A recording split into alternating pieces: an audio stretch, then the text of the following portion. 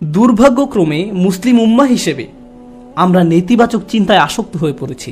আমরা নেতিবাচকতায় এমন আসক্ত যে কাউকে উম্মার জন্য কিছু করতে দেখলে বলি, কি লাভ এসব করে, কোনো কিছুরই পরিবর্তন হবে না। তার কাজে ভালো কিছু দেখার পরিবর্তে আমরা বলি, আরে ভাই এতে কোনো লাভ হবে না, কোনো লাভ হবে না, অমুক অমুক সমস্যাগুলোর তো কোনো সমাধান হয়নি। ফিরে আসো, আমাদের সাথে নেগেটিভ ক্লাবে যোগ দাও, তুমি এত পজিটিভ চিন্তা কেন করো? অর্থাৎ কাউকে পজিটিভ দেখলে আমাদের কেমন যেন একটা গা জ্বালা করে। জিনিসটা তো এরকম হওয়ার কথা নয়, কেন আমরা তাকে আবার নেগেটিভ জগতে ফিরিয়ে আনছি না? দুঃখজনকভাবে কখনো কখনো এই মনোভাব এমন মানুষদের মাঝে দেখা যায় যাদেরকে আমরা অনুসরণ করি, যেমন পিতামাতা। যখন একজন পিতা সবসময় নেতিবাচক চিন্তা করেন, যখন মা সবসময় নেগেটিভ চিন্তায় ডুবে থাকেন, কিভাবে সেই পরিবারে কৃতজ্ঞ ছেলে মেয়ে বেড়ে উঠবে? তারা যদি আপনাকে সবসময় অভিযোগ করতে দেখে, সব সময় আপনাকে দুঃখ ভারাক্রান্ত দেখে, আপনার বাচ্চারা যদি আপনাকে কখনো কোনো কিছুর জন্য কৃতজ্ঞ হতে না দেখে, কার কাছ থেকে তারা কৃতজ্ঞতা শিখবে? এমন অনেক মুসলিম আমার কাছে আসে যারা নিজেদের ধার্মিক মুসলিম হিসেবে পরিচয় প্রদান করে না। আমি আপনার কিছু ভিডিও দেখেছি, কিন্তু আমি আসলে কখনো মসজিদে যাই না। আমি তখন জিজ্ঞেস করলাম যে কেন আপনি নিজেকে ধার্মিক মুসলিম হিসেবে পরিচয় দেন না? নিজেকে ধার্মিক মুসলিম সমাজের অংশ মনে করতে আপনার দ্বিধা কেন? উত্তরে তারা কি বলে জানেন? তারা বলে এই ধার্মিক মুসলিমরা সব সময় বিপর্যস্ত থাকে, তাদের সবসময় রাগান্বিত দেখায়। কিভাবে এমনটা হলো? যে মানুষদের কাছে স্বর্গীয় ব্যাপার রয়েছে তাদের অবস্থা এমন কি করে হলো? এই আয়াতে প্রজ্ঞা বলতে কৃতজ্ঞতা বোঝানো হয়েছে। হিকমার সারমর্ম হলো, হিকমার নির্যাস হলো শুকর বা কৃতজ্ঞতা। যে নিয়মিত আল্লাহর দিন সম্পর্কে জ্ঞান লাভ করতে থাকে তাকে কেন এমন দুর্দশাগ্রস্ত লাগবে? মূলত আপনি যত বেশি কৃতজ্ঞ হবেন আপনাকে তত বেশি ইতিবাচক দেখাবে। সব সময় সবকিছুতেই আপনি ইতিবাচক দিকটি খুঁজে পাবেন। এমনকি যখন আমরা দুঃখ ভারাক্রান্ত হয়ে পড়ি তখন আমরা নিজেদের এই বলে প্রবোধ দেব যে আমি এই মুহূর্তে কোন কোন বিষয়ের জন্য কৃতজ্ঞ থাকতে পারি। তারপর নিজের মনকে শক্ত করে আবার দাঁড়িয়ে যান। এখন আমার মুসা আলাহিসাল্লামের কথা মনে পড়ে গেল। আমি আসলে সব সময় মুসা আলাহিসাল্লামের এই ঘটনাটি দ্বারা অনুপ্রাণিত হই। তিনি নীল নদ পার হয়ে অপর প্রান্তে চলে গেলেন। তার সাথে বনী ইসরাইলের হাজার হাজার মানুষ, আর সবাই ঘরবাড়িহীন, নিঃস্ব। তার উপর তারা মরুভূমিতে বিচরণ করছেন। তাদের মাথার উপর কোনো ছাদ নেই। পুরুষ, নারী, শিশু, বৃদ্ধ সবাই হয়তো কষ্টে কান্নাকাটি করছে। আমরা এখন টেক্সাসের 100 ডিগ্রি ফারেনহাইট তাপমাত্রায় 20 মিনিট থাকতে পারি না, বলে উঠি আমাকে এখনই বাসায় যেতে হবে। আর তারা মরুভূমিতে বাস করছেন। এখন মুসা আলাইহিসসালাম তাদেরকে শান্ত করার লক্ষ্যে তাদের উদ্দেশ্যে বক্তব্য দিবেন। তিনি তাদেরকে বললেন, লা ইন শাকারতুম লা আযীদান্নাকুম, যদি তোমরা কৃতজ্ঞ হও আমি তোমাদের বাড়িয়ে দেব। আমি ভেবেছিলাম যে তিনি তাদের ধৈর্য ধরা নিয়ে খুতবা দিবেন, কিন্তু না, তিনি তাদের উদ্দেশ্যে কৃতজ্ঞতা নিয়ে খুতবা দিলেন। কেউ হয়তো বলতে পারে, আরে আমরা কি নিয়ে কৃতজ্ঞ হব? আবহাওয়ার অবস্থা দেখেছো, আমাদের বাচ্চাদের অবস্থা, আমরা ক্ষুধায় কাতর, গায়ের জামাটা ছাড়া আর কোনো জামা নেই, আমাদের কোনো খাবার নেই। কৃতজ্ঞ কিসের জন্য কৃতজ্ঞ হব? আপনি যদি একটু থেমে চিন্তা করেন, কারণ ফেরাউনের বাহিনী তোমাদের হত্যা করতে পারেনি, অথবা তোমরা ডুবে যাওনি, অথবা তোমরা এখন আর মিশরীয়দের দাস নও, তোমাদের বাচ্চাদের আর জবাই করা হচ্ছে না, তোমাদের মহিলাদের আর নিপীড়িত জীবনযাপন করতে হচ্ছে না, চোখের সামনে মহিলাদের নির্যাতিত হওয়ার দৃশ্য আর পুরুষদের দেখতে হচ্ছে না, তোমরা এই সব কিছুর জন্য কৃতজ্ঞ নও? অভিযোগ করছো? কৃতজ্ঞ হওয়ার জন্য আপনি সব সময় কিছু না কিছু খুঁজে পাবেনই। সব সময় এমন কিছু পাবেন যা আরো খারাপ হতে পারত। সুতরাং এই ধরনের প্রজ্ঞা নিয়ে বেঁচে থাকা খুবই কঠিন। কিন্তু কেউ যদি এভাবে জীবনযাপন করতে পারে তাহলে সে শুধু নিজেরই উপকার করলো। অমাইয়াশকুর ফা ইন্নামা ইয়াশকুরু লিনাফসিহি, যে কৃতজ্ঞতা প্রকাশ করে সে তা নিজের কল্যাণেই করে। আল্লাহ ওয়াদা করেছেন, লা আযীদান্নাকুম, আমি তোমাদের আরো বেশি দান করব। আল্লাহ আপনার জীবনের প্রতিটি ক্ষেত্রে আপনাকে সমৃদ্ধি দান করবেন, যেমন হেদায়েত, স্বাস্থ্য, রিজিক সহ সকল ক্ষেত্রে সবকিছুই ঠিক হয়ে যাবে যদি আমি আর আপনি আল্লাহর প্রতি কৃতজ্ঞ হতে পারি। এটাই এখানে প্রজ্ঞা।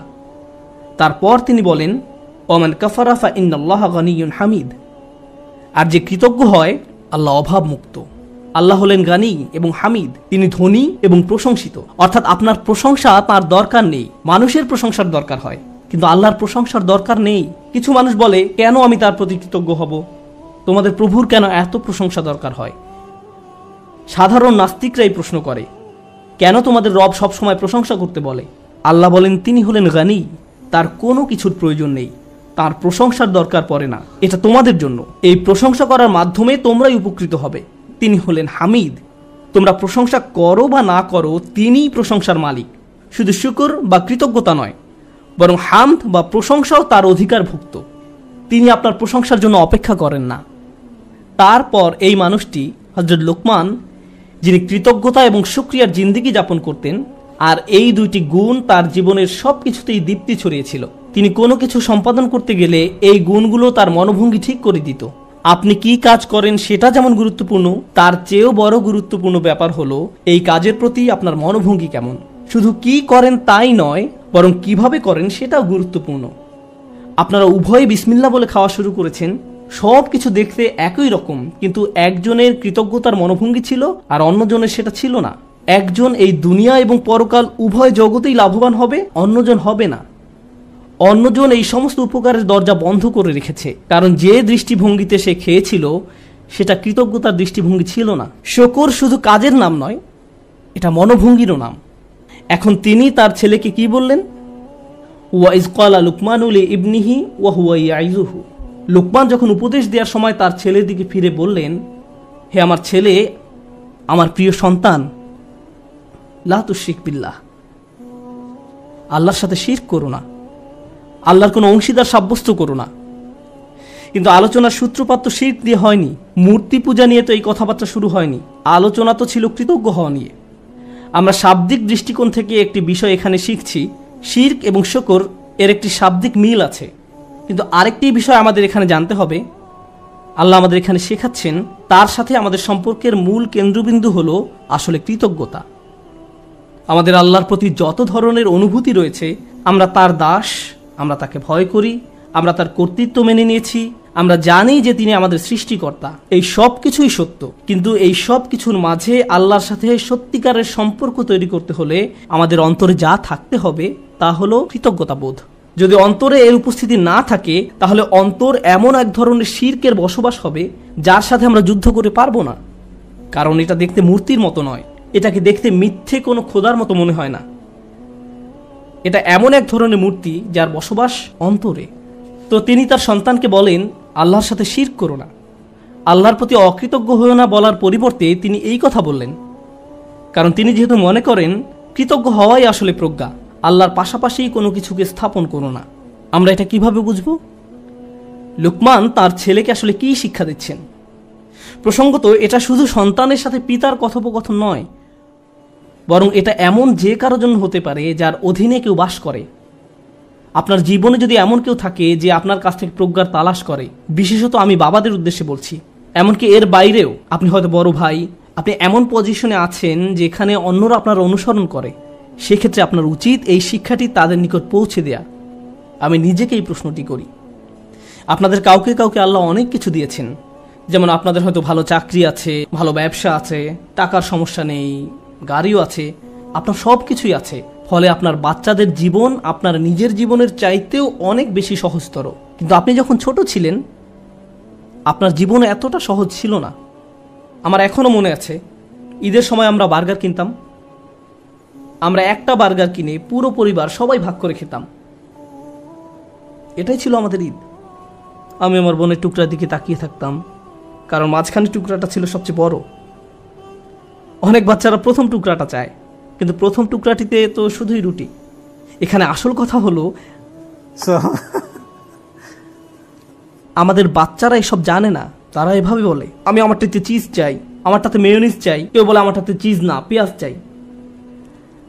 আমার বাল্যকাল আর তাদের বাল্যকাল একরকম নয়। তারা কষ্ট দেখে না। যখন আপনার টিনেজ বাচ্চা বলে, আমি ঠিক শিওর না কোন কলেজটাতে ভর্তি হব, কোন গাড়িটা যে পছন্দ করি, আপনার হয়তো তখন মনে পড়ে, ভাই আমি পাবলিক বাসে ধাক্কাধাক্কি করে কলেজে যেতাম, সকালবেলা পত্রিকা বিতরণ করতাম, কাজে 3 মিনিট দেরিতে পৌঁছানোর জন্য চাকরি হারিয়েছিলাম, আমি কোনো মতে টিউশন ফি দিতাম, বাসায় নিয়মিত বাজারও থাকতো না। আর আমার বাচ্চারা এখন বলছে তারা শিওর না কোন গাড়িটা কিনবে। আপনার মন চাচ্ছে দেয়ালে নিজের মাথা ফাটাতে, কারণ আমাদের বাচ্চারা মনে করে তাদের তো এমনিতেই সবকিছু পাওয়ার কথা। তারা কৃতজ্ঞ হওয়ার মানে বোঝে না। এভাবে কারো পক্ষে কৃতজ্ঞ হওয়া সম্ভব নয়। আমাদের উচিত আমাদের বাচ্চাদের টাকার মূল্য শেখানো, তাদেরকে উন্নত জীবন দেওয়ার মানে এই নয় যে তাদেরকে ভালো মানের অ্যাপার্টমেন্ট দিবেন। আপনি হয়তো অতিরিক্ত দিয়ে তাদের ধ্বংস করে দিয়েছেন। আপনার বাসা যদি খেলনায় পরিপূর্ণ থাকে আর তারা শুধু আরও নতুন নতুন খেলনা চায়, 2 দিন আগে কিনে দিয়েছেন সেটা ময়লার বাক্সে, তাহলে এই সব শেখার মানে কি? এই তিলাওয়াতের অর্থ কি? আনিশকুর লিল্লাহ মানে বাবা হিসাবে আপনাকে কৃতজ্ঞতার জীবনযাপন করতে হবে এবং আপনি আপনার সন্তানকে কাজের গুরুত্ব বুঝাবেন, রিজিকের গুরুত্ব বুঝাবেন, তাদের যা আছে তার গুরুত্ব বুঝাবেন। তারা যেন যা নেই তা নিয়ে অসন্তুষ্ট হয়ে না থাকে। ঈদের সময় বাচ্চারা ধনী হয়ে যায়। এই সময়টা ছিল আমাদের বাচ্চাদের কৃতজ্ঞতা শেখানোর একটা সুযোগ। কারণ রমজানের আয়াতের শেষে আল্লাহ কি বলেছেন? যেন তোমরা কৃতজ্ঞ হতে পারো। তুমি কত পেয়েছো? তারা একজন আরেকজনকে এভাবে জিজ্ঞেস করে, 2000 টাকা, আমি পেয়েছি মাত্র 1500 টাকা। আমরা দেয়ার পজিশনে নেই, আমরা শুধু নেয়ার মধ্যে আছি। আমরা আমাদের ছেলে মেয়েদের রাক্ষসে পরিণত করে ফেলেছি। তাদেরকে শুধু ভোগ করা শেখাচ্ছি, আর তাদের চাওয়ারও কোনো অন্ত নেই। আর যখন তাদের কোনো দাবি পূরণ করার অবস্থা না থাকে, আমি এমন অনেক পিতামাতার সম্মুখীন হয়েছি যাদের বাচ্চারা তাদের নিকট এভাবে দাবি জানায়, অবশ্যই আমাকে আইফোন কিনে দিতে হবে। পিতা বলে, না, পারবো না। বাচ্চা তখন বলে, তাহলে আমি আত্মহত্যা করব। তাদের তখন আমার কাছে আসতে হয়েছিল। নতুন আইফোন না পাওয়ার কারণে তারা এমন থ্রেট দিচ্ছিল, কিংবা বাসায় ওয়াইফাই নাই এজন্য এমন করছিল। এটা কৃতজ্ঞতার সম্পূর্ণ বিপরীত আচরণ। আর এমন আচরণ হলো আল্লাহর সাথে এক ধরনের শিরক। যখন কৃতজ্ঞতা হারিয়ে যায়, যা বাকি থাকে তা হলো শিরক। আপনি আত্মসমর্পণ করতে চান, যার কথা শুনতে চান, যাকে সন্তুষ্ট করতে চান, সে হলো নিজের ইচ্ছা আকাঙ্ক্ষা, নিজের ভোগ বিলাসিতা, নিজের কামনা বাসনা। বাচ্চারা এসব জানে না। তাদেরকে দেখিয়ে দিতে হবে, বোঝাতে হবে। আপনি তাদেরকে যা বানান তারা তাই হবে। আমরা তাদের প্রতি এমন অন্যায় আচরণ করতে পারি না। আপনার টাকা আছে বলেই যে তাদের সব দাবি পূরণ করতে হবে এমনটা নয়। অবশ্য বিপরীত অবস্থাও আছে। অনেক পিতামাতা তাদের বাচ্চাদের কিছুই কিনে দেয় না, তারপর তারা এই খুতবা ব্যবহার করে। না, এটা করবেন না। অবতাগি বাইনা যালিকা সাবিলা, মধ্যম পন্থা অবলম্বন করুন। আমি আরেকটা ব্যাপারে দৃষ্টি আকর্ষণ করতে চাই, কারণ বিষয়টা গুরুত্বের দাবি রাখে। আমাদের বাচ্চাদেরকে দায়িত্ববোধ শেখাতে হবে। তারা যখন টিনেজ বয়সে পৌঁছায়, তাদেরকে বাসার ছোটখাটো কিছু কাজ করতে দিন, তাদেরকে বাসার কাজে কিছুটা অবদান রাখতে দিন। তারা যদি এর বিনিময়ে চায়, তাহলে বলুন, তুমিও এই বাসায় থাকো, এখানে ঘুমাও, তোমাকেও কিছুটা দায়িত্ব নিতে হবে। আপনার বাচ্চাদেরকে দায়িত্ববোধ শেখান, কোনো কিছুর বিনিময়ে না, টাকার বিনিময়ে নয়, অথবা মাস শেষে তাদেরকে নতুন গেম কিনে দিবেন বলেও নয়, কোনো কিছুর বিনিময়ে না।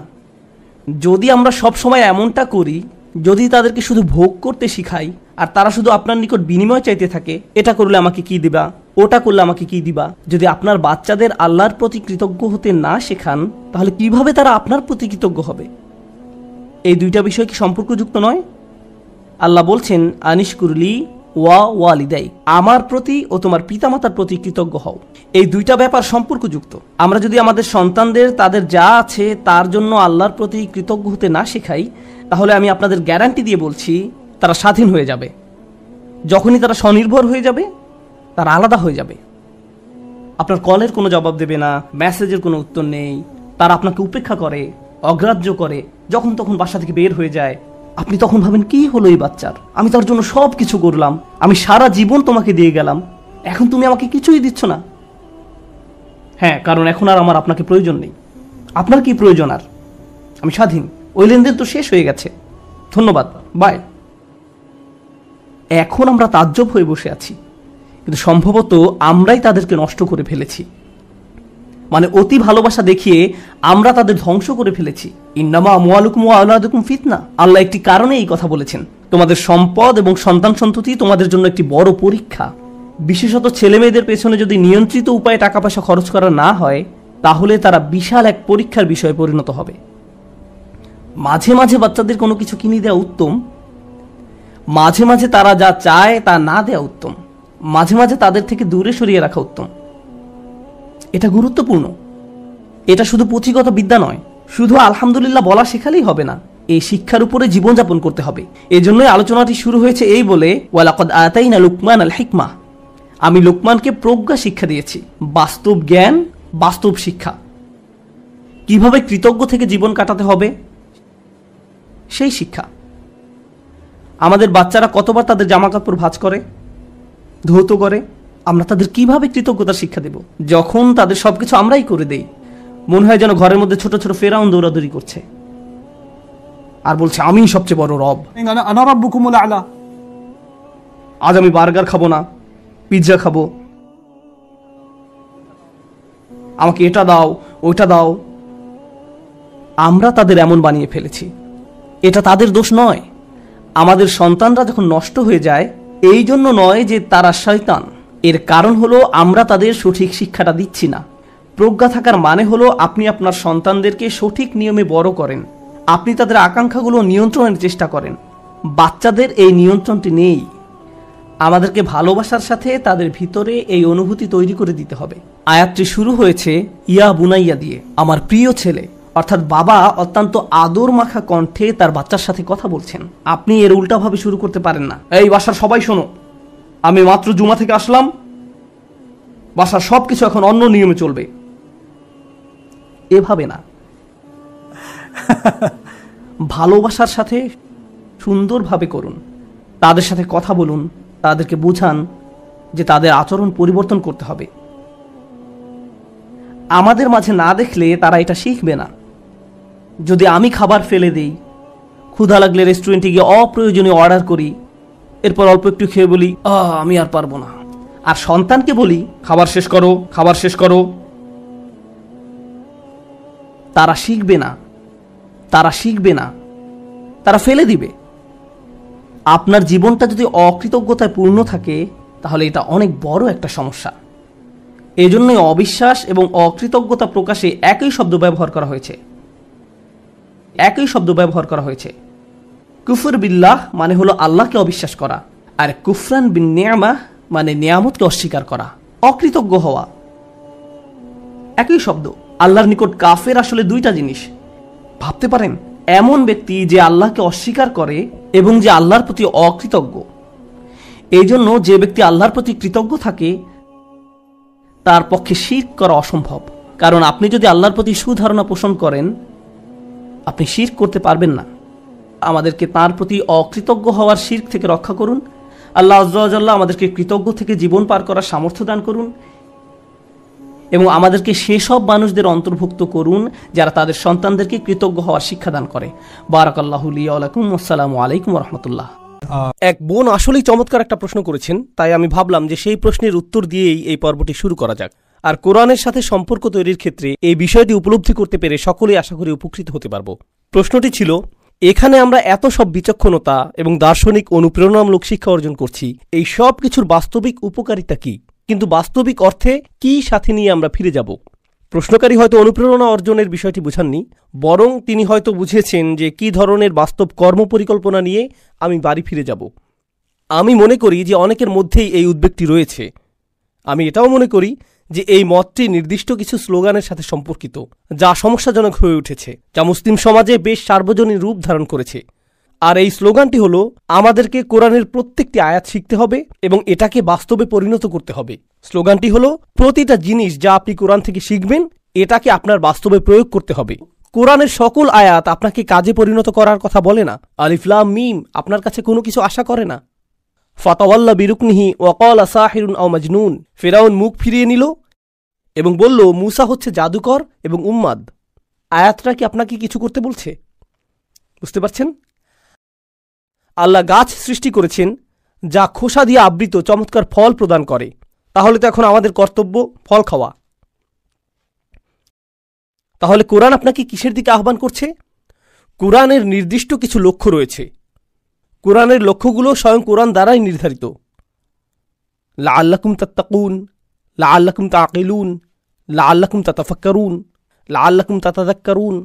কোরআন নিজেই আপনাকে বলছে যাতে তোমরা চিন্তা করতে পারো, যাতে তোমরা গভীর মনোনিবেশ করতে পারো, যাতে তোমরা ভেবে দেখতে পারো, যাতে তোমরা নিজেদেরকে রক্ষা করতে পারো, যাতে তোমরা সঠিক উপায়ে কাজ করতে পারো। কখনো কখনো আয়াতগুলো আপনাকে কিছু করতে বলে, অন্য ক্ষেত্রে আল্লাহ শুধু চান যে আপনি চিন্তা করেন।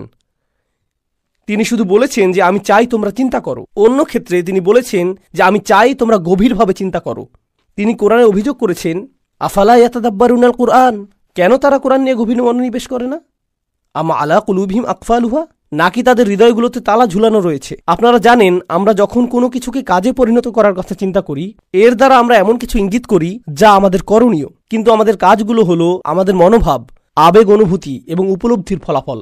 আর কোরআনের বেশিরভাগ অংশই আমাদের মনোভাবকে পরিবর্তনের কাজ করে। এটা আমাদের উপলব্ধিকে পরিবর্তন করে, এটা আমাদেরকে আল্লাহর বিজ্ঞতাকে উপলব্ধি করায়। আর এই বিজ্ঞতা আপনার দৃষ্টিভঙ্গিকে পরিবর্তন করে এবং যেভাবে আপনি কোনো কিছুতে প্রতিক্রিয়া দেখান তাকে পরিবর্তন করে। তো সকল আয়াতই আপনাকে কিছু করতে বলে না, আমি এটা বিশ্বাস করি না। আমি এটা মোটেও বিশ্বাস করি না। কোরআনের অনেক অনেক আয়াত রয়েছে যা আপনাকে কিছুই করতে বলে না, কিন্তু অনেক আয়াত রয়েছে যা কি করতে বলে? চিন্তা করতে বলে।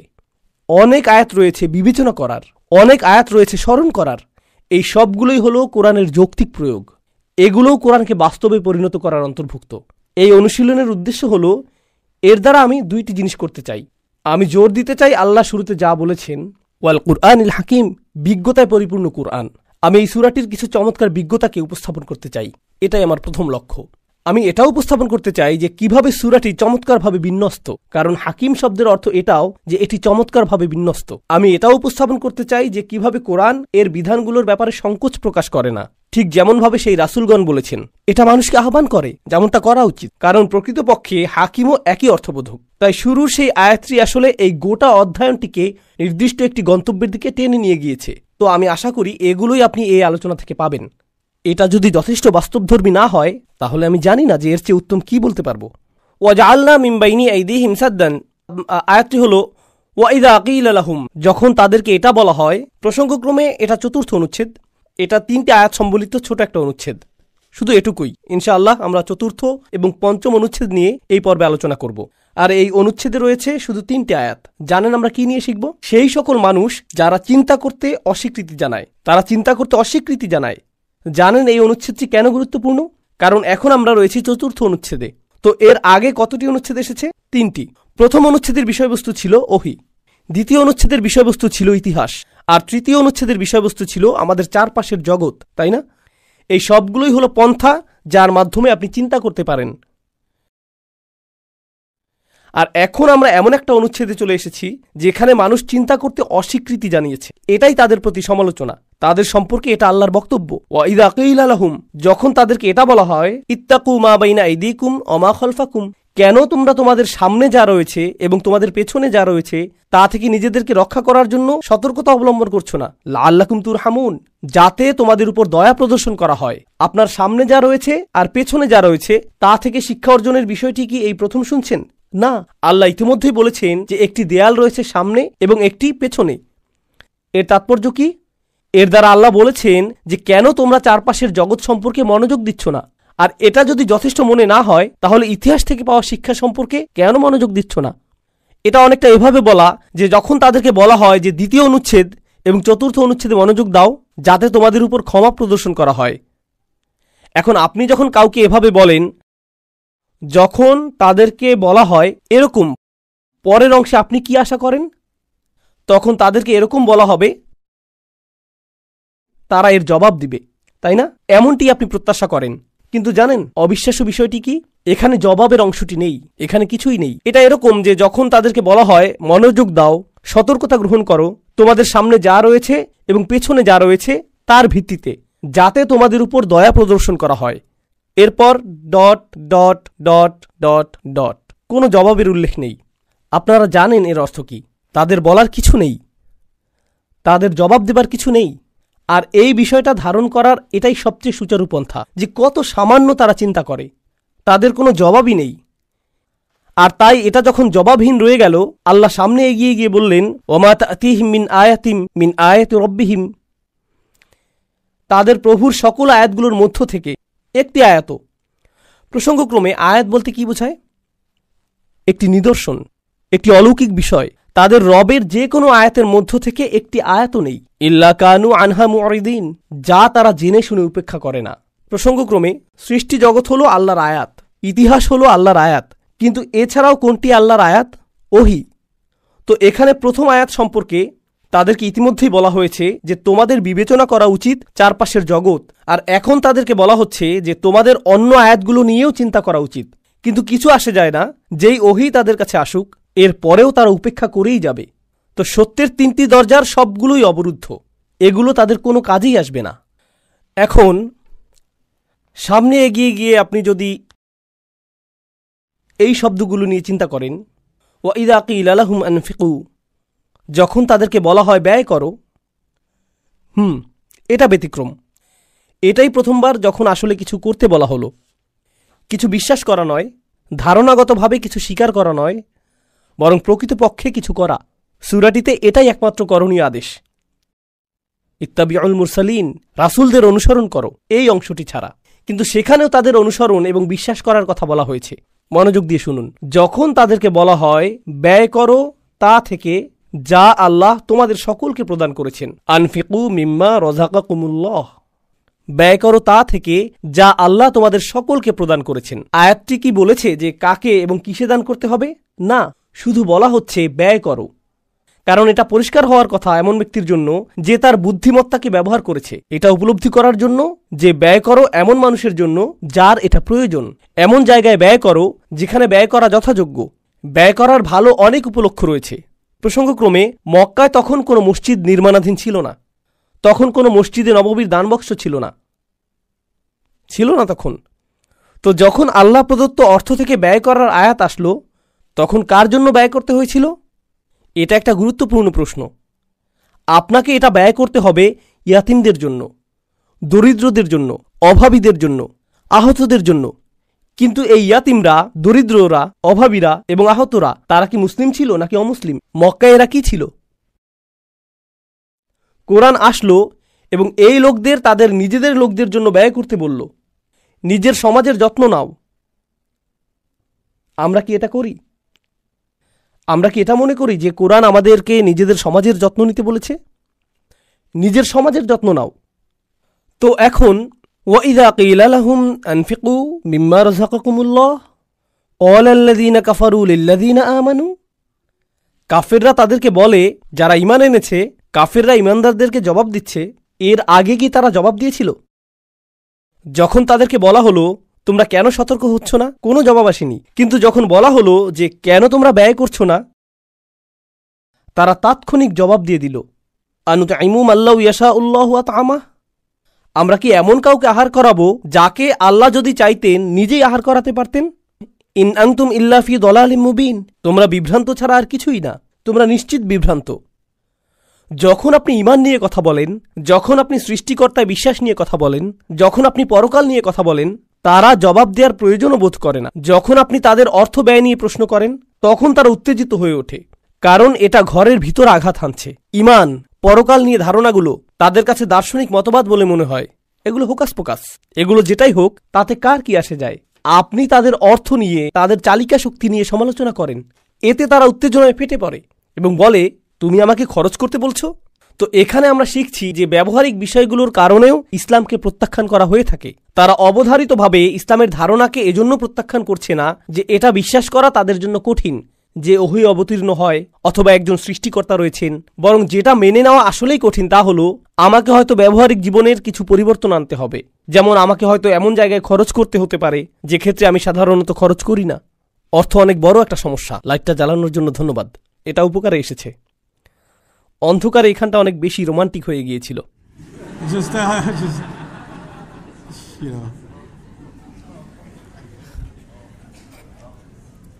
এই শব্দটা সবসময় কাজ করে। রোমান্টিক শব্দটি আমার প্রিয়।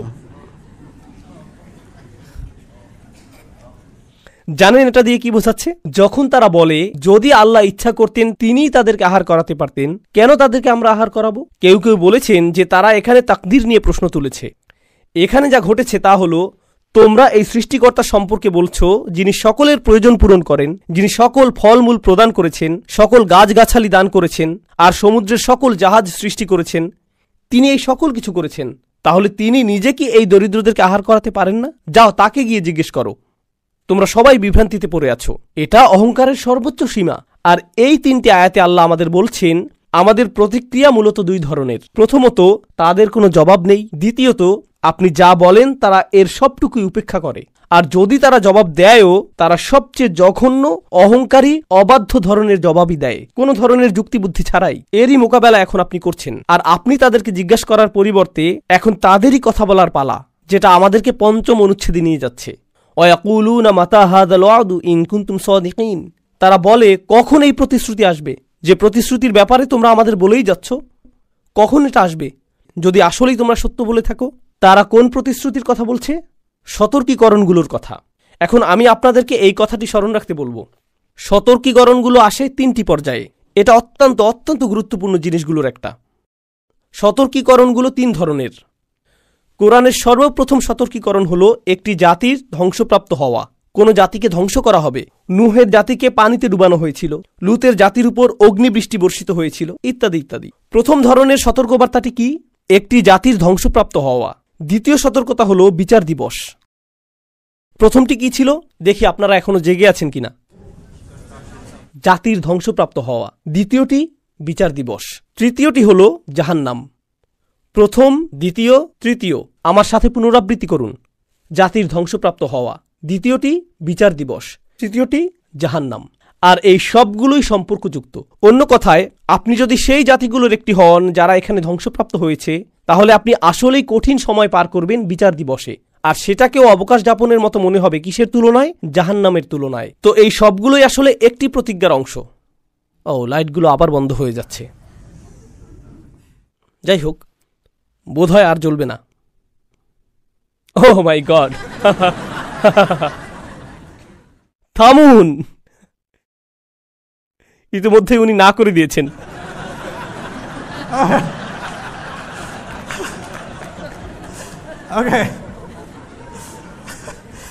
কম আলোতে কাউকে অধিক সুন্দর দেখাবে না। আমি মজা করলাম। আমি এখন আবার কোরআনে ফিরে যাচ্ছি। আসুন মনোযোগ দেই। তো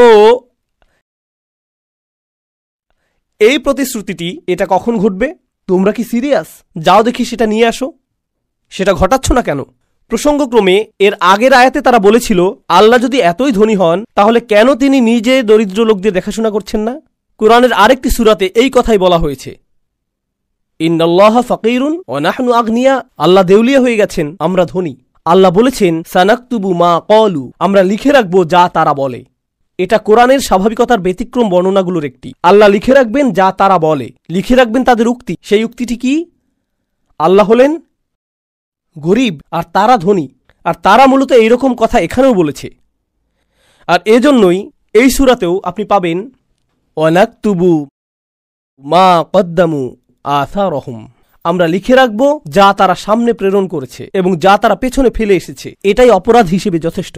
এটা এত খারাপ কেন যে আল্লাহ লিখে রাখবেন? তিনি এর আগে লিখে রাখার কথা বলেছেন, কারণ লিখে রাখার মতো এবং তা তাদের মুখে নিক্ষেপ করার মতো এমন কথা তারা বলে ফেলেছে। কিন্তু যদিও তারা এরকম ভয়ঙ্কর, এরকম জঘন্য কথা বলেছে, যেমন এটা বলা যে কখন এই প্রতিশ্রুতি আসবে, অথবা আল্লাহ চাইলে নিজেই আহার করাতে পারতেন, এই সময় আল্লাহ মূলত রাসূল সাল্লাল্লাহু আলাইহি সাল্লামকে প্রস্তুত করেছেন যে তারা জঘন্য কথা বলবে যেগুলো লিখে রাখার যোগ্য, যাতে তাদেরকে আসলেই এর জন্য শাস্তি দেয়া যায়। তাই আল্লাহ শুরুতেই বলে রেখেছেন, নাকতুবু মা কদ্দামু ওয়া আসারহুম, মা কদ্দামু হুনা, তারা যা সম্মুখে প্রেরণ করতে চেয়েছে তা আসলে এখানে রয়েছে। এখন তারা এই জঘন্য প্রশ্ন জিজ্ঞেস করেছে, আর আল্লাহর ক্রোধ চূড়ান্ত সীমায় পৌঁছে গেছে। তো এখন এটা শুরু হবে। প্রথম পর্যায়টি হবে জাতির ধ্বংসপ্রাপ্ত হওয়া। মা ইয়ানজুরুনা ইল্লা সাইহাতান ওয়াহিদাতান, এর অর্থ দুটি জিনিস। এটা বোঝাচ্ছে তারা একটি বিস্ফোরণ ছাড়া অন্য কোনো জিনিসের জন্য অপেক্ষা করছে না। এর অর্থ এটাও যে তারা একটি বিস্ফোরণ ছাড়া আর অন্য কিছু দেখবে না। তাখুযুহুম, এটা তাদেরকে আঁকড়ে ধরবে। ওয়াহুম ইয়াখিসিমুন, যখন তারা পরস্পর উদ্দেশ্যহীন যুক্তিতর্কে লিপ্ত থাকবে। তারা আল্লাহ সম্পর্কে এগুলো বলে, তিনি কি করবেন অথবা করবেন না, তোমাদের সৃষ্টিকর্তা কোথায়, শাস্তি, আমি আতঙ্কিত, আমি আসলেই আতঙ্কিত।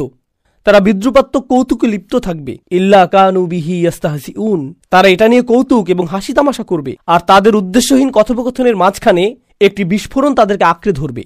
কিন্তু বিস্ফোরণের কথা আল্লাহ এই প্রথম বলছেন না, তাই না? যখন আল্লাহ ইতিহাসের শিক্ষা নিয়ে বলেছেন, যেখানে সেই জাতিটিতে 3 জন রাসূল এসেছিলেন আর সেখানে একজন ইমানদারও ছিলেন, তখন তিনি বলেছিলেন, ইনকানাত ইল্লা সাইহাতান ওয়াহিদাতান ফাইযা হুম খামিদুন, এটা শুধু একটি বিস্ফোরণ ছাড়া আর কিছুই ছিল না। আল্লাহ এখন বলছেন, সেটা এখন আর ইতিহাসের শিক্ষা নয়, বরং এটাই তোমাদের ভবিষ্যৎ হয়ে যেতে পারে। আমি ইতিহাসের পুনরাবৃত্তি করব। আমি শুধু ঘটনা বলার জন্য ইতিহাস বর্ণনা করি না। আল্লাহ আমাদের বলেছেন অহুম ইয়াখিসিমুন, তারা উদ্দেশ্যহীন কোনো কথোপকথনের মাঝে লিপ্ত থাকবে। প্রসঙ্গক্রমে কেন সেই জাতিটি ধ্বংসপ্রাপ্ত হয়েছিল, সর্বশেষ কোন ঘটনাটি আযাব নিয়ে এসেছিল? তারা সেই ঈমানদারকে হত্যা করেছিল। কিন্তু এখন কুরাইশদের ক্ষেত্রে বিচার দিবস সম্পর্কে এরকম জঘন্য ভাষায় তাদের প্রশ্ন উত্থাপন করাই ছিল যথেষ্ট, যদিও তারা এখনো কাউকে হত্যা করেনি। শুধু এতটুকুই যথেষ্ট, যার ফলে আল্লাহ বলেছেন যে আমি হয়তো এখনই তাদেরকে শেষ করে ফেলব। ফালা ইয়াস্তাতিউনা তাওসিয়াতান, আর আমি যদি তাদের শেষ করে দেই তারা কোনো উইল করে যেতে পারবে না। তাওসিয়া উইল অর্থে ব্যবহৃত হয়। তাওসিয়া শব্দটি কোরআনে সদুপদেশ অর্থেও ব্যবহৃত হয়েছে।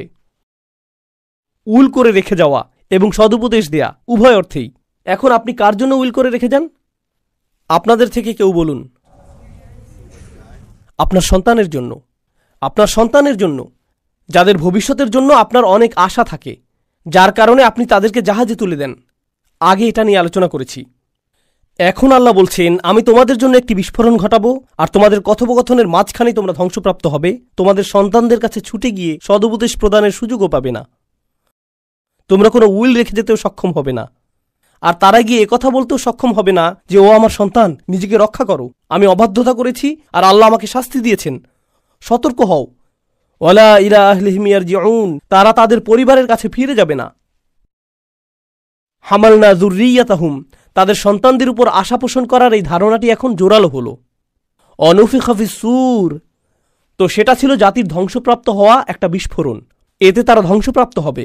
তাদের পরিবারগুলোকে সতর্ক করার অথবা শেষ বিদায় জানানোর সুযোগও তারা পাবে না। এর ঠিক পরেই এসেছে অনুফিখা ফিস-সূর, এর পরেই সিংহায় ফু দেয়া হবে। সিংহায় ফু দেয়া হবে, এটাকে সিংহাতে ফু দেয়া হবে, এটাই আক্ষরিক অনুবাদ। এটাকে অর্থাৎ বর্ণনার অতীত কোনো কিছুকে সিংহাতে ফু দেয়া হবে। ফাইদা হুম মিনাল আজদাস, তখন আকস্মিকভাবে নিশ্চিহ্ন কবর থেকে ইলা রব্বিহিম ইয়াংসিলুন, তারা ছুটে আসতে থাকবে প্রজন্মের পর প্রজন্ম। ইয়াংসিলুন অর্থ দ্রুত ছুটে আসা। আসরা ইলা মাকান, নাসালা অর্থ দ্রুত ছুটে আসা, কিন্তু এটা নাসিলের সাথে সম্পর্কযুক্ত। অন্য কথায় তাদের একাধিক প্রজন্ম একসাথে ছুটে আসবে তাদের রবের দিকে। আল্লাহ ইতিমধ্যে এটা বর্ণনা করেছেন যখন তিনি ইতিহাস থেকে শিক্ষাদান শেষ করেছিলেন। তখন তিনি বলেছিলেন তাদের সকলকেই একত্রে জড়ো করা হবে, আর এখন তিনি বলছেন যে তাদের সকল প্রজন্মকে একসাথে জড়ো করা হবে। আর তিনি এখানে আজদাস শব্দটি উল্লেখ করেছেন, কুবুর নয়। আজদাস অথবা একবচনে জাদাস, এর অর্থ চিহ্নহীন কবর। আপনি হয়তো এর উপর দিয়ে হেঁটে যাচ্ছেন, আপনি জানেনও না যে এর নিচে কেউ সমাহিত অবস্থায় রয়েছে। যদি আমি তোমাদের ধ্বংস করে দেই, আর তারা তাদের প্রভুর দিকে ছুটে আসবে। অলু ইয়া ওয়াইলানা, তারা বিচার দিবসে জেগে উঠবে, এই চিহ্নহীন কবরগুলো থেকে বেরিয়ে আসবে আর তাদের রবের দিকে ছুটে আসবে। ইহকালে তারা তাদের রব থেকে দূরে ছুটে যাচ্ছে, আর তখন তারা তাদের রবের দিকে ছুটে যাবে, কারণ এখন তাদের কাছে আর কোনো বিকল্প নেই। তারা জেগে উঠবে। যখন তারা কবর থেকে জেগে উঠবে, অদ্ভুত কথা বলতে থাকবে। তারা বলবে ইয়া ওয়াইলানা, এর চেয়ে খারাপ আর কিছু হতে পারে না। সকল শাস্তির মধ্যে নিকৃষ্ট যা সম্ভব তাকে বলা হয় ওয়াইল। তো যখন তারা জেগে উঠবে আর বিচার দিবসের সূচনা প্রত্যক্ষ করবে, তারা বলবে এর চেয়ে খারাপ কিছু আমি কল্পনা করতে পারি না। আমি কল্পনা করতে পারি না, এটা কি আসলেই সবচেয়ে খারাপ? শীঘ্রই পার্টি শুরু হতে যাচ্ছে। মাম্বাসানা মিম্মার কদিনা, কে আমাদেরকে ঘুম থেকে জাগিয়ে তুলল? যে স্থানে আমরা ঘুমিয়েছিলাম, সেই সময়ে আমরা ঘুমিয়েছিলাম। তারা আক্ষরিকভাবেই বলবে কে আমাদেরকে নিদ্রা থেকে জাগ্রত করল? জানেন কেন এটা গুরুত্বপূর্ণ? কারণ রাসূলগণ এসেছিলেন মানুষকে নিদ্রা থেকে জাগ্রত করার জন্য, কিন্তু মানুষ সম্পূর্ণরূপে অসচেতন ছিল। কারণ আপনি যখন অসচেতন থাকেন, আপনি তখন গাফেল। আর একজন গাফেল ব্যক্তি হলো সেই মানুষের মতো যে ঘুমাচ্ছে, সে আসলে মৃত মানুষের মতো। এটা ইতিমধ্যে এর আগেই প্রতিষ্ঠিত হয়েছে। প্রথমবার আল্লাহর রাসূলদের দ্বারা তোমাদেরকে জাগিয়ে তোলা হয়েছিল, এইবার স্বয়ং আল্লাহ তোমাদের জাগিয়ে তুলেছেন। এটাই পার্থক্য। তো তারা বলবে কে আমাদেরকে জাগিয়ে তুলল? এই কথা তারা বলবে কারণ যারাই তাদেরকে এর আগে জাগ্রত করতে চেয়েছিলেন তারা সফল হননি। তো কোন সেই শক্তি যে আমাদেরকে এখন জাগ্রত করেছে? মিম্মার কদিনা হাযা মা ওয়াদার রহমান। আর রহমান কি এর প্রতিশ্রুতি দিয়েছিলেন?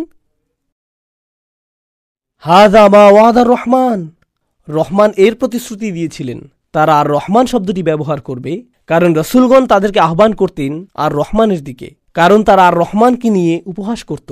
কিন্তু এখন আমরা জানতে পারলাম অবশেষে তারা বাণীটির মর্মার্থ প্রকৃতপক্ষেই ভালোভাবে বুঝতে পেরেছে, এত ভালোভাবে যে যখন তারা বিচার দিবসে উত্থিত হবে রাসূলদের দেয়া সকল প্রতিশ্রুতি তাদের স্মরণে আসবে, আর তখন তারা সকল রহস্যের মিলবন্ধন তৈরি করতে পারবে। অসদাকাল মুরসালুন, আর প্রেরিত রাসূলগণ সকলেই আসলে সত্য কথা বলেছিলেন, যার অর্থ বিষয়টা তোমাদের জানা, যার অর্থ তোমরা এটা যথেষ্ট ভালোভাবে শুনতে পেরেছ। তারা যা বলেছে ঠিক তাই ঘটেছে। Oh no! এখন আল্লাহ আমাদেরকে আরো সামনে নিয়ে যাচ্ছেন। ইন কানাত ইল্লা সাইহাতান ওয়াহিদাতান, তারা মাত্র বেরিয়ে এলো আর হঠাৎ আরো একটি বিস্ফোরণ ঘটল। ফাইযা হুম জামিউল লাদাইনা মুহদারুন, তারপর আকস্মিকভাবে তাদের সকলকেই আমার সামনে উপস্থিত করা হবে। অপরাধীদের সকলকে এখন একসাথে জড়ো করা হবে। ঐতিহাসিক সেই জাতির ধ্বংসের শেষেও কথা বলা হয়েছিল। এখন এটা বর্ণিত হয়েছে যেহেতু তোমাদেরকেও একত্রিত করা হবে, তোমাদেরকেও জড়ো করা হবে, তোমরাও তোমাদের প্রভুর সামনে দাঁড়াবে, সকলেই একসাথে সারিবদ্ধভাবে। মুহদর অর্থ এমন কেউ যাকে দিয়ে তার নিজের অবস্থা উপস্থাপন করানো হয়েছে। আহদরা অর্থ উপস্থাপন করা। উহদিরা অর্থ যাকে উপস্থাপন করা হয়েছে। তার হুদুর থাকতে হবে, তার নিজের অবস্থা উপস্থাপন করানো হয়েছে। বাংলায় বলতে গেলে তাকে হাজির হতে হবে। ইসকি হাজিরি লাগায় যায়। ওকে।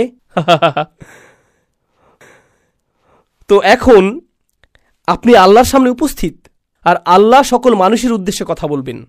আতঙ্কিত এই অপরাধীরা যারা আর রহমানকে নিয়ে উপহাস করত, এখন তারা আর রহমানের সামনে উপস্থিত। আল্লাহ সরাসরি তাদের সাথে কথা বলছেন, আর তিনি তাদেরকে বলছেন, ফালিয়াউমা, আজ, লা তুযলামু নাফসুন শাইআ, কারো উপর কোনো ধরনের অন্যায় করা হবে না। কাউকে এমন অপরাধে অভিযুক্ত করা হবে না যা সে করেনি। কেউ প্রকৃতপক্ষে যে ক্ষতিসাধন করেছে তার চেয়ে বেশি তার উপর চাপিয়ে দেয়া হবে না, কারণ আমাদের কাছে তোমার প্রত্যেকটি কাজের নিখুঁত রেকর্ড রয়েছে, তো ভুল হওয়ার কোনো সম্ভাবনা নেই। ওয়ানাকতুবু মা কদ্দামু ওয়া আসারহুম ওয়া কুল্লা শাইইন আহসাইনাহু ফি ইমামিম মুবিন, আমরা লিখে রেখেছি সবকিছু যা তারা ভবিষ্যতের জন্য প্রেরণ করেছে, আর সকল প্রভাবক বিষয় যা তারা পেছনে রেখে এসেছে, আর আমরা সকল কিছু লিপিবদ্ধ করেছি সুস্পষ্ট একটি গ্রন্থে। তো তোমাদের কোনো খারাপ কাজ বিস্তৃত হয়ে যাওয়ার কোনো সম্ভাবনা নেই। এটা সেই আয়াতেরই পুনরালোচনা। ওয়ালা তুজজাউনা ইল্লা মা কুনতুম তা'মালুন, তোমরা নিজেরা যা করতে তা ছাড়া তোমাদের ভিন্ন কোনো প্রতিদান প্রদান করা হবে না, তোমাদের কৃতকর্মের পূর্ণ প্রতিদান দেয়া হবে। এটা উল্লেখ করে আল্লাহ প্রসঙ্গ পরিবর্তন করেছেন। এই তাদের অবস্থা, তাদের কি ঘটবে তা এখনই বিস্তারিত জানার প্রয়োজন নেই। হয়তো এদের সাথে অন্য আরও বিষয় ঘটছে, কিন্তু আল্লাহ তাদের প্রসঙ্গের উপর পজ বাটন চেপে দিলেন। একই সময়ে তোমাদেরকে ইমানদারদের কাছে নিয়ে যাচ্ছি। ইন্না আসহাবাল জান্নাতিল ইয়াওমা ফি শুগলিন ফাকিহুন, এই আয়াতটিতে আমি কিছুটা সময় ব্যয় করতে চাই।